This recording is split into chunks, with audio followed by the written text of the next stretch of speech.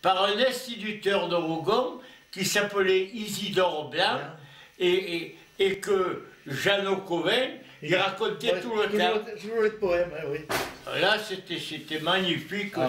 Vous avez quelques années de plus que moi. Vous étiez donc déjà adulte quand je n'étais encore qu'un enfant.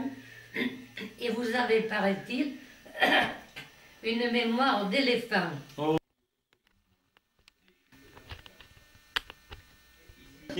C'est pourquoi je voudrais recueillir beaucoup de vos souvenirs et de vos connaissances de ce pays que nous aimons tant.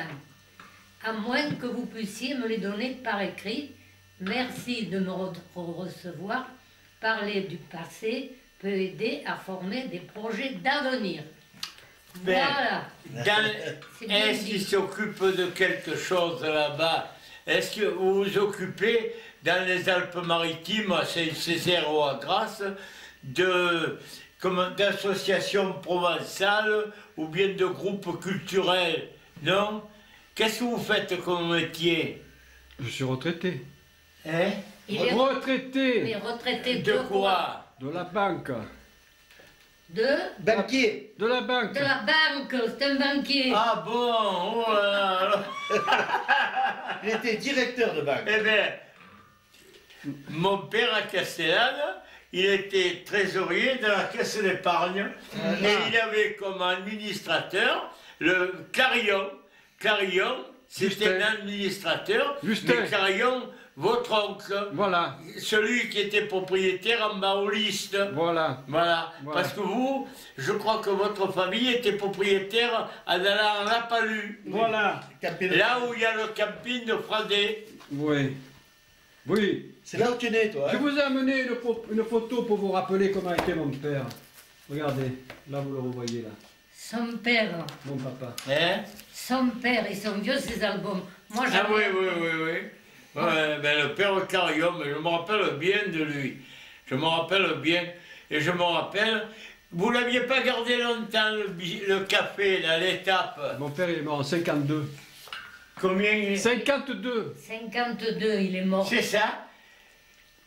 Je vais te dire, et en 51, j'avais fait la première course cycliste à Castellane. Voilà. Où il y avait, en 51, oui. Il y avait Valentin Félès, un frère de Loulou Félès. Il y avait Paul Semino qui avait couru. Oui. Il y avait Marinoni, il y avait un nommé Suanès et Joe. Il y avait aussi du barrage de Castillon. Il y avait aussi un des forains là qui avait un manège ou un tir. Il avait fait la course. Il y avait Rico aussi, il n'y avait pas de Roger Rico. Première course cycliste. Il n'y avait pas Roger Rico. Non. Alors c'est plus tard. Non, il n'était pas Rico. Roger Rico, le frère de Ferdinand. Voilà. Voilà. Ah putain, oh. Et il se rappelle de loin, hein.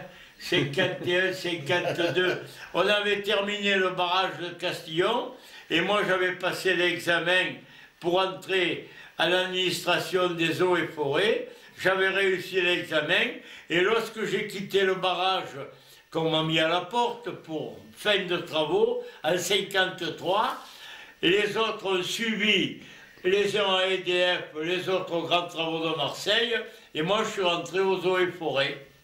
Voilà, c'est ça, 52. Quel âge aviez-vous à 52? Hein? Quel âge vous aviez là? Je suis né en 22, j'avais 30 ans. 30 ans. Voilà. Vous n'étiez pas marié à 30 ans? C'est pour vous, hein? Vous n'étiez pas encore marié avec Simone? Hein? Vous n'étiez pas... On s'est marié en 46. On est marié en 46. En 46, j'étais marié. Elle est venue, elle faisait l'école à Taloir. Ah, elle est de Taloir alors. Je ne suis pas de Taloir. Elle est de Majastre, un pays. Ah, Majastre, figurez-vous que j'ai un grand-oncle qui était curé, c'est sa première paroisse à Le Poil. Au Poil, on connaît Le Poil. Le Poil. Eh, oui. Mais en 1891. Oh là là. Voilà. Majastre, oui. Ça veut dire mal situé. pays mal situé. Il y a Magastre, puis à côté, il y a le Poil. Mais le poil, ça veut dire le sommet. Le père. Voilà. Le pelle, le sommet. C'est ça. C'est un rocher Il y a le perdu. sommet, Le et sommet. on voit la Comme vallée. le pelat. La vallée de Trévance en bas. Oui. On voit voilà, la vallée de l'Est. Ça s'appelle l'Estoublaïs, la rivière qui part de, comment on appelle, sur le versant du Chiran. Oui. Le Chiran, Oui. c'est le sommet. Alors il y a un versant qui s'en va du côté de l'Estoublaïs et l'autre versant, le côté des Chauvets, ils viennent sur Rougon, au Baou, ça s'appelle le Baou, la Château- rivière, le Baou. Il n'y a pas Châteauneuf par là aussi, il y a un village, Oui. un ancien village qui s'appelle Oui. Châteauneuf. Tout Il n'y a armé, plus là. personne. Vous avez donné des renseignements à Jacques Cru, là, j'ai son livre là, Ah oui, oui, oui, oui, sur justement. la tour de Blaye. Hein? Je me rappelle. La tour de Blaye. Là, il parle de vous. J'ai marqué la page. Moi, il est compliqué ce livre. Hein. Ah, j'ai marqué la Moi, page. je vieux, le premier qui l'a. Voilà. qui l'a- J'ai marqué la page. Voilà. Ce lieu dit nous a été d'abord signalé par Madame Simone Raphaël, ancienne institutrice à Brayal, et son époux Camille Raphaël, qui, grâce à sa longue carrière à l'ONF, a acquis une connaissance du terrain inégalable. C'est son successeur Jean-Michel Tabar qui a eu l'obligeance de nous y conduire, de nous donner des précisions toponymiques. Les lecteurs de la revue Verdon le connaissent bien comme animateur de l'association Vautour en Haute-Provence, dont il a présenté les activités dans le premier numéro. Nous avions déjà décrit ce site quand nous est tombé sous les yeux une fiche portant une citation de Grabourguet, l'un des anciens historiens de Castellane, 1788-1860. Il y aurait les vestiges d'une forteresse sur la montagne de Brayal au quartier des Morts. Citation extraite de l'Antiquité de l'arrondissement de Castellane. Ce quartier des Morts nous laissait perplexes. Les anciens ne s'en souviennent pas et seule la carte Cassini le mentionne, mais sans le situer précisément. Voilà. Il y aurait un oratoire situé près du pont par lequel la voie romaine franchit le ravin de la Colle et dédié à Saint Maurus, selon l'inscription gravée sur le Cinq pilon. morts. C'est mort, hein. C'est la chapelle, c'est mort. C'est 5 morts à Brayal. À Voilà. Brayal, c'est mort. AUR. M-A-U-R, comme mort, hein. Ouais, ouais, ouais. Bon, pas M-O-R-T, Saint-Maur, Brayal. Ah oui, les chapelles, il y a beaucoup qui les voient, mais ils ne connaissent pas le nom. Par exemple, à la Lagne, c'est Saint-Roch, à la Palue, Saint-Christophe, à Chéron. à la Baume, Saint-Pierre. à la Baume, Oui, oui, oui. Elle est à la démolie. Baume, Saint-Michel. Saint-Michel, comme à Demandol. Après, qu'est-ce qu'il y a à Blaron? Saint-Pons. À Blaron, il y a un pays qui s'appelle Blaron, vous Ouais, connaissez, je qui connais, était, là, oui. qui était l'ancienne commune de Castillon. Oui. J'ai connu Castillon pour la dernière fête qu'il y a eu avant la mise en eau du barrage. Oh là là. Oui. Et alors, c'est 48. quand même marrant, comme il y a des gens qui sont du pays, qui aiment leur pays, puisqu'ils veulent conserver les terres. Vous avez les repons à Blaron. Hein. Les repons à Blaron, je vais vous dire, moi je suis de Raillot, c'est-à-dire je suis de la rive gauche du Verdon. Là-bas, de l'autre côté, on est propriétaire de la rocaille. C'est-à-dire, on a une grande surface, puisque là, on avait plus de 100 hectares de terrain hein, que j'ai partagé entre mon fils et mes deux gendres. Hein, Tes neveux, t'as pas de gendre. Les neveux. Tes neveux, t'as pas de mes gendre. neveux, oui, avec mes neveux. Et j'avais une grande surface de terre. Mais, par exemple, j'étais en train de parler avant de parler des surfaces de Blaron, je parlais des terrains. Les repons ont conservé leurs terres. Mais ils n'ont pas su s'y accrocher. Pourquoi? Eh bien parce que, je vais vous dire, ils étaient nés là-haut. Madame Repon, la mère, je ne sais pas si vous l'avez connue, c'était une femme, elle descendait de Blaron pour vendre le lapin. Eh bien si elle n'avait pas vendu le lapin, elle baissait pas le prix, hein. Elle le retournait à Blaron. Hein. Ah, c'est quelque chose. Eh bien, ils n'ont pas su se faire enterrer au pays là-haut. Ils sont venus comme les parents de colons, ils sont enterrés au cimetière à Castellane. Alors qu'il y a un joli petit cimetière dans le village. Et moi j'admire dans les villages, comme à la Palue, à côté de la Palue, Châteauneuf-les-Moustiers, eh bien, c'est pas croyable, il n'y a plus d'habitants, il n'y a plus personne. Le cimetière, il est bien tenu.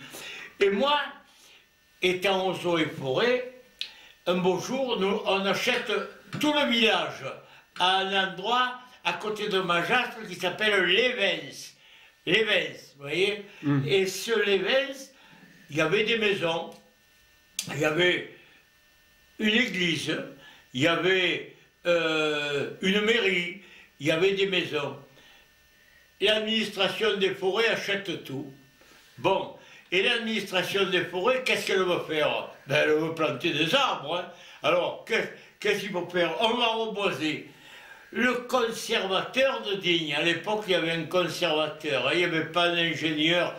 Et le conservateur, qui était un bravo monsieur Roman, il m'a dit, écoutez Raphaël, vous allez avec le bulldozer que vous l'aurez chez Giraud dans la vallée de l'As, vous allez me raser toutes ces maisons.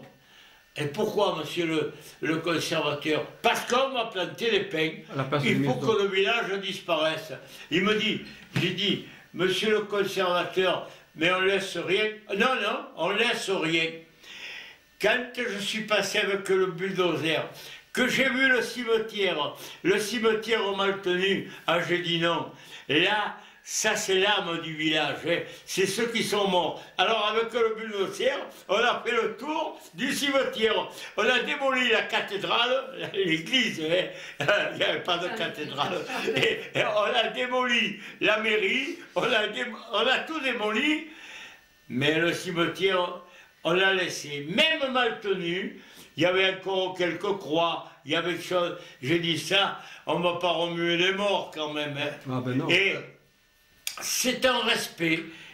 Il m'a dit, le conservateur, mais pourquoi vous avez laissé ça, Raphaël? J'ai dit, parce que j'ai appris à respecter. Comment vous l'avez appris? Je l'ai appris parce que, au cimetière de Castillon, on a noyé le village à Castillon. Eh bien, on a sorti les morts du cimetière et on les a portés en face, là-bas, sur la route du barrage, sur la 952, entre Saint-Julien-du-Verdon et le mur, quoi, et de Mandolle. Eh oui, parce qu'il faut quand même pas tout détruire, hein. Il faut laisser quelque chose. Eh bien, le conservateur, il m'a dit, vous avez bien fait. Ça prouve que vous avez quand même l'esprit du terroir. Ben, j'ai dit, ça serait malheureux que je ne respecte pas ceux qui ont vécu avant moi. Je ne suis pas venu sur Terre comme ça, hein. Je ne suis pas parachuté, moi. Je suis venu sur Terre de famille provençale et je me dois de garder l'âme du terroir. Ah oui. Ah, je me rappelle de ce Lévens. Et après, on avait fait une maison forestière pour pouvoir la démolir après, qu'on ne l'a pas démolie, comment on appelle ça, en évorite. Ça ne s'appelait pas les évorites à l'époque. Je ne me rappelle plus comment ça s'appelait. Fibrociment. Voilà. Le fibrociment. Et on l'a toujours laissé, la maison. Tu vois que le conservateur, il n'a pas démoli. Il a dit, s'il y a des gens qui passent et qui demandent les vins, il faut qu'ils puissent s'y arrêter. Parce qu'on n'a plus rien laissé de les vins. Alors que, par exemple, de Castillon, nous, on a laissé le village de Blaron. Le village de Blaron, c'était un hameau de Castillon. Oui, comme par exemple, à Castellane, il y a plusieurs hameaux, la Baume, la Palue, Brayal, c'était tous des hameaux de Castellane. Après, on a rattaché les communes. Après, on a rattaché les communes de Castillon, Villars-Brandis, Chasteuil, Taloir, Tolane Eouls, Et Robion. vous connaissez les surnoms qui ont été donnés aux gens qui habitent dans ces hameaux, là? Il en connaît. Hein?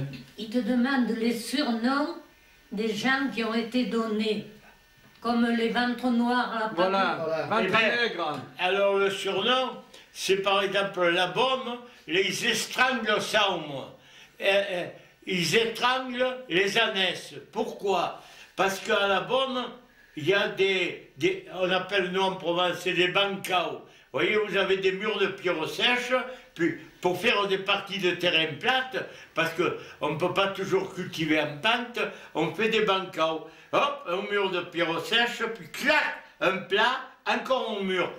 Et alors, aussi bien une ânesse qu'une chèvre, si vous l'attachez au-dessus du mur, Voilà. et qu'elle est attachée et que la corde reste pendue. est en bout de course, eh bien, elle reste pendue à son collier. Ah oui. Et alors à la bombe, ils attachaient les ânesses parce que les gens, ils ne voulaient pas que l'ânesse elle vienne chez le pâturer voisin, ouais. dans leur terrain. Ils disaient, fais-la manger chez toi, hein, l'ânesse. Viens pas la faire manger à mon herbe. Et il attachait l'ânesse, puis tac, Ah, elle se pendait. Ouais. Alors ils étranglaient les ânesses, éstrangles-saumes. Après, tu avais à Blaron, on appelait les pas d'égumes. Oui, Alors, pas pour n'importe qui. voilà, pas d'égumes, c'est-à-dire. Après, à Courchon, ils appelaient les résolus. Ça, c'était des gens fermes, Ouais. voilà, les résolus. Ouais. Et il y a des. Nous, à Castellane, on nous appelle Crestorloge. les Rélogier, rélogier, non? Crestorellogi. Crestorellogi. Alors là, il faut l'expliquer aux gens, Ah, ouais. parce qu'il y a beaucoup qui ne connaissent pas. Alors, Crestorellogi, si vous le prenez au pied de la lettre provençale, ça veut dire il coupe la tête des églises. Non, c'est pas ça. Et l'orellogi, parce qu'il y a des mots en provençal qui figurent deux choses différentes. Il faut connaître le provençal. C'est pour ça que c'est très difficile. ouais. Quand on a créé les premiers outils pour labourer, Ouais. ça s'appelait des araires, les araires. Oui. Tu vois, les premiers outils qui avaient qu'un sort, une oreille, un sort, et ils avaient qu'un seul versoir, et que Le Brabant. voilà, c'était le mulet qui le tirait, ou bien le bœuf. bourricot, Le bœuf. ou bien un bœuf, La vache, ça ouais. pouvait être un bœuf Même avec la un vache, joug. hein. Et ensuite, ça s'est modernisé. On a créé une deuxième charrue qui s'appelait l'Alpine, une charrue pour les Alpes. Reversible, hein. Voilà, Reversible. qui avait déjà le versoir. On pouvait. Mais voilà, elle avait le versoir. Alors, le versoir d'un côté, tu le changeais, tu le mettais de l'autre. On repartait. Tandis qu'après, les charrues bourguignonnes avaient deux versoirs, un pour la droite, un pour la gauche. Alors, cette charrue alpine, qu'est-ce qu'elle avait? Elle avait à l'avant, tu avais le bras pour atteler le bourricot, ou deux bourricots, parce que des fois il y avait deux bêtes qui tiraient. Et cette charrue alpine, il ne fallait pas qu'elle descende au profond. Pourquoi? Il ne fallait pas qu'elle descende au profond, parce que nous avons beaucoup de rochers et peu de terre au-dessus. Il fallait labourer que la terre au-dessus. Alors, elle était équipée pour. Et il y avait à l'avant un morceau de fer métallique triangulaire avec des trous comme ça.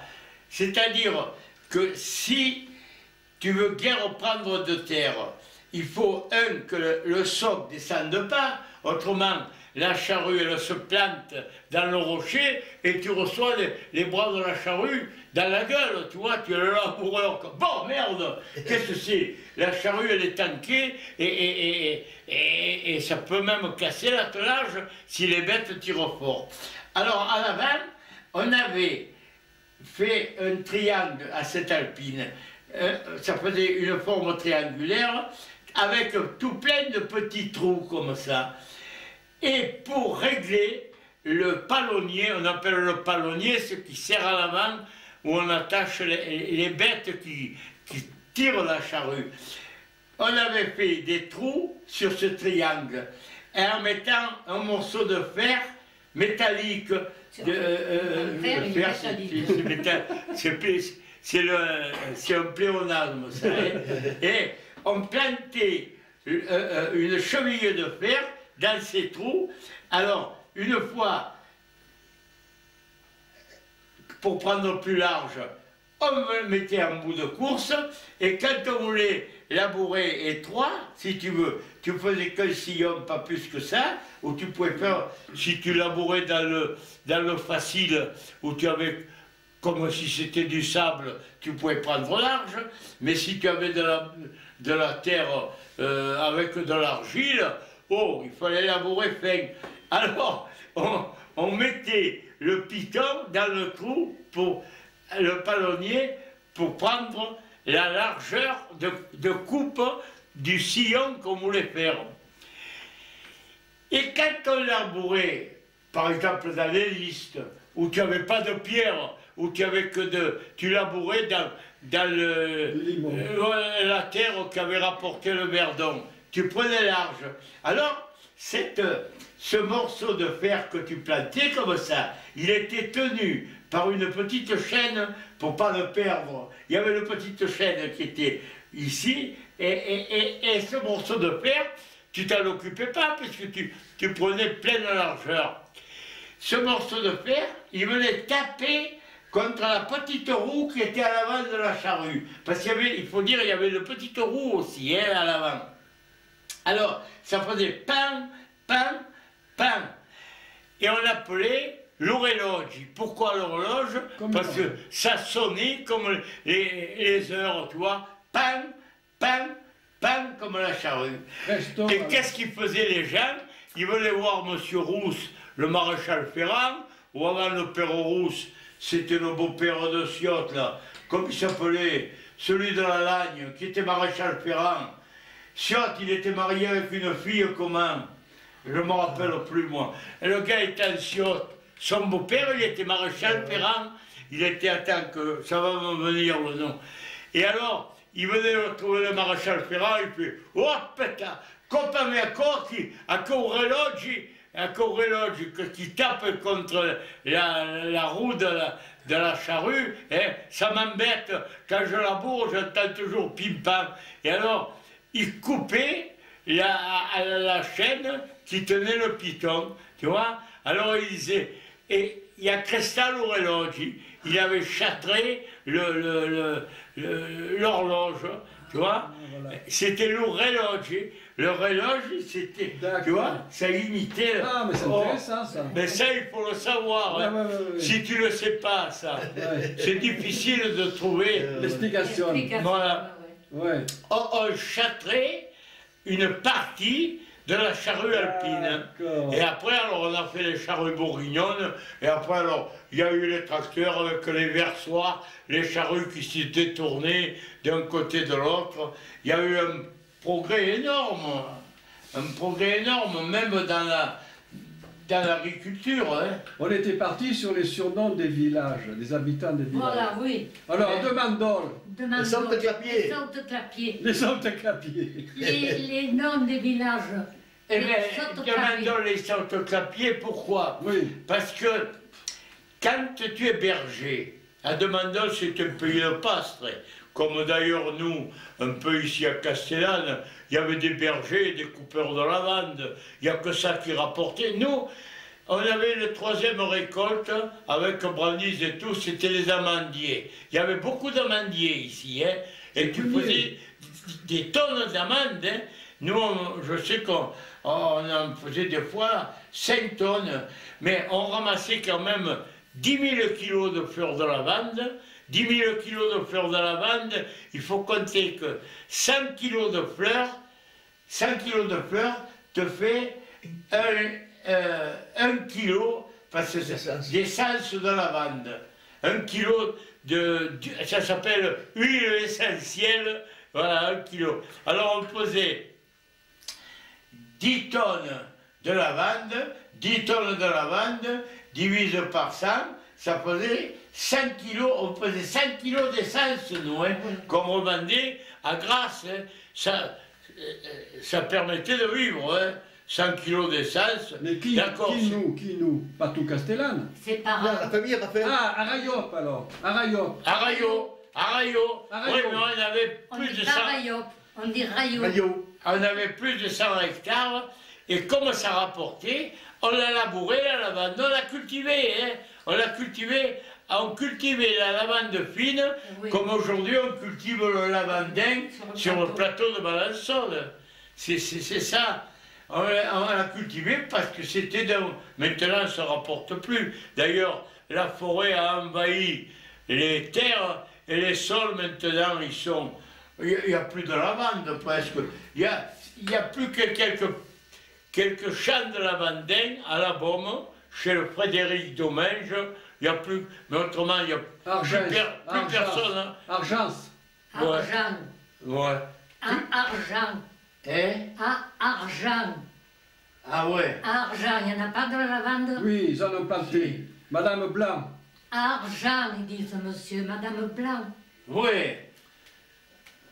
Mais, alors, les Sautes-Clapiers de Mandol, c'est un pays de bergers.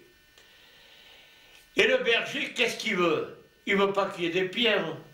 Et il veut de l'herbe. Alors, qu'est-ce qu'il faisait? Quand il voyait une pierre, un caillou, parce que l'hiver, il y a des rochers qui éclatent, il y a des pierres, il y a des éboulis, il ramassait les pierres et il faisait des tas de pierres. En provençal, ça s'appelle le Montjoy, hein, dans la lague de Mistral. Et nous, on appelle ça un clapier de pierre. Et ils sortent clapier. Et pour garder les moutons, ben, ils enjambaient les tas de pierres. Tu vois, tu faisais un tas de pierres, mais où tu avais levé la pierre, l'herbe elle poussait comme ça. Et, comment on appelle, les bergers, ils te raconteront, les vieux bergers, mais Colombet, par exemple, Augustin Colombet, qui a fait le berger en Cros, ça s'appelle, la Cros, c'est avant la Camargue, hein. Eh bien, il a fait le berger en Cros pour rouler de la Maurice. Hein. Eh bien, il racontait que quand c'était sec et qu'il y avait du vent, que le vent, il brûlait l'herbe et que l'herbe poussait mal. Eh bien, les moutons, pour manger, ils ne voulaient pas mourir de faim, les moutons. Avec le nez, ils relevaient les pierres. Tu sais, il y avait les pierres, comme ça, il dit. Il y avait la crosse, c'est la crosse, ça veut dire, c'est pierreux, c'est plein de... Bon. Eh bien, ils relevaient les pierres et ils mangeaient juste à côté, parce que à côté de la pierre, l'herbe, elle poussait mieux que où il n'y avait pas de pierre, c'était brûlé. Oui. C'est quand même formidable. Les Sautes-Clapiers. Et vous connaissez le dicton provençal? Et après, oui. Il y a un dicton provençal. Écoute. Il y a un dicton provençal, Camille. Il vaut mieux, à provençal, c'est vaut mieux abeurar un clapier qu'un noutari.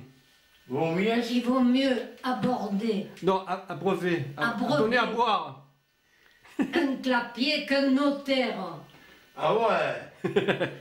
Que notaire, ouais. Un notaire. Et après, Il par demande exemple, toujours des sous. tu as sur le yacht, et il mange sourbe. Oui. C'est ce que c'est les sorbes. Oui, c'est ces petites poires. Voilà, ouais. comme des petites poires. Il y en a un à côté là. On n'a pas lu aussi, je crois qu'on Il les y en a appelait de comme partout, ça. des sorbiers, Manja oui. sorbe. Les sourbes. Elle n'a pas lu les ventres noirs. Hein? Non, c'est à la palue sur Verdon, les Elle n'a ventres pas lu noirs. sur Verdon, oui, oui. Elle n'a pas lu sur Verdon les ventres noirs. Ventre noir. Eh bien là, ça se comprend. La palue sur Verdon, c'est un coin. Au Colébaris, il y a toujours eu du bois. Ça, c'était. Les gens, en provençal, ils appelaient ça le défend. C'est-à-dire, c'était défendu d'y aller, voilà. le défend. Et alors, ils se chauffaient avec du bois de pin. Et alors avant, aujourd'hui, dans les cheminées comme nous là, On peut se rentrer dedans maintenant.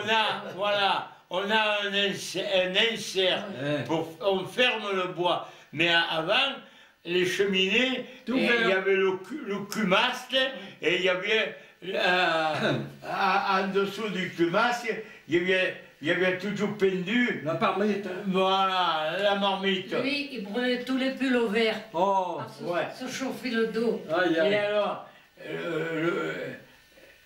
alors, pour dire, eh bien, quand dans la cheminée, tu brûles du bois de pin, ça noircit le plafond.